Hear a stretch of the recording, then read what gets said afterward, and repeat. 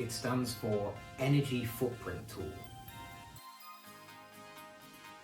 The EFT helps you gather together and understand what your energy footprint is, your costs, but particularly your carbon footprint for a year.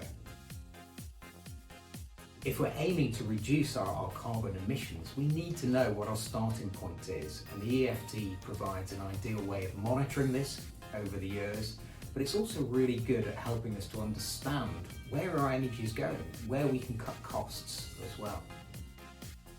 It generally takes about an hour to fill it in, although if you've done it before, you'll find it's quicker the second or third time. So you need last year's energy bills, both the cost but also points such as the kilowatt hours, gas usage, electricity usage, and of course as well if you're on oil, you'll need your oil bills as well.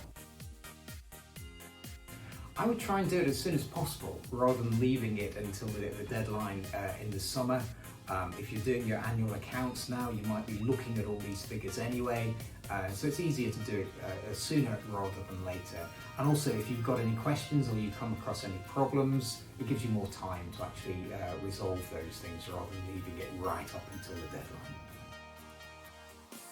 I think for a parish, I'd make sure you've got somebody who's actually assigned to fill it in. It doesn't have to be the incumbent, maybe the treasurer who's got the bills to hand anyway, or a church warden, but just make sure there's one person who's responsible for doing it.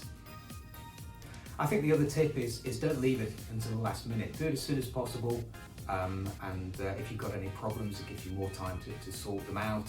And it's always good to know what last year's energy bills and footprint was before you start working on how to tackle things this year.